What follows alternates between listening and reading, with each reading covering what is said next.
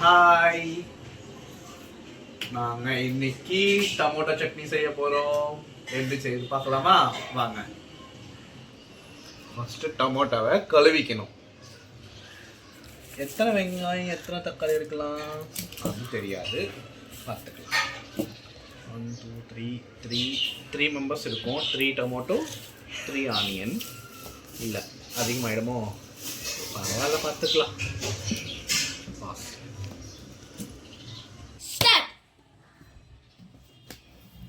டொமேட்டோவை இப்படி ஸ்லைஸாக கட் பண்ணி எடுத்துக்கணும்.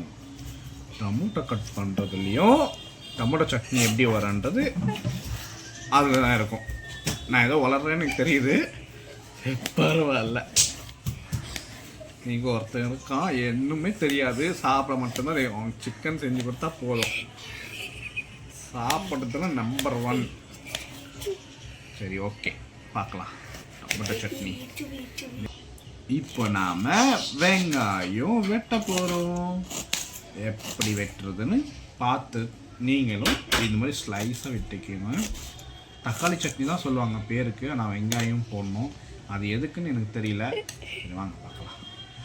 உங்களுக்கு தெரிஞ்சால் நீங்கள் கூட சொல்லுங்க. ஏன் அவனெல்லாம் காட்டாதீங்க, அவனை காட்டினா யாரும் லைக் பண்ண மாட்டாங்க. இங்க பாருங்க, இவனுக்கு கூட ஒன்றும் வராது. இந்த வீடியோ வந்து பேருக்கு தான் இதெல்லாம் கட்டு பண்ணுறா.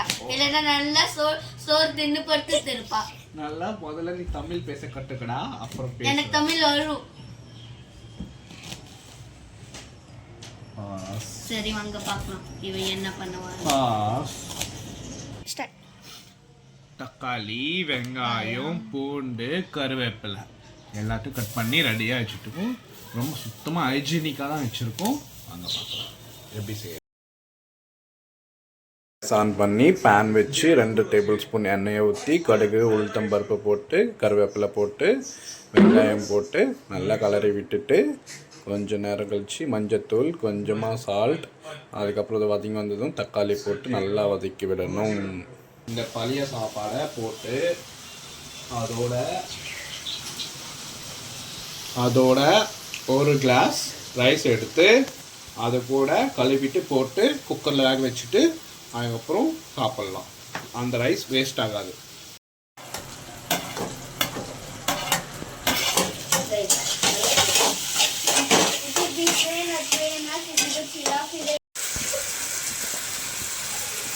ரெண்டு ஸ்பூன் மிளகாய்.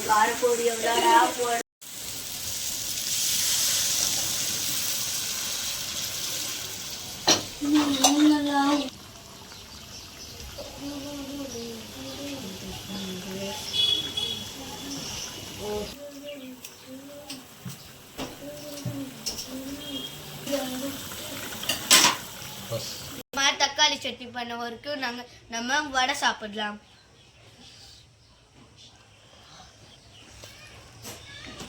எப்படி இருக்கு? நம்ம இருக்கு.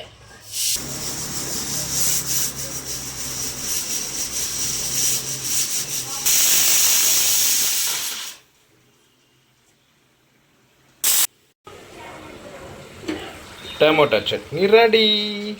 அவ்வளோதான். இந்த பக்கம் ரைஸும் ரெடி ஆயிடுச்சு, தக்காளி சட்னியும் ரெடி ஆயிடுச்சு. சாப்பிட்டுட்டு நாங்கள் டேஸ்ட் எப்படி இருக்குன்னு சொல்கிறோம்.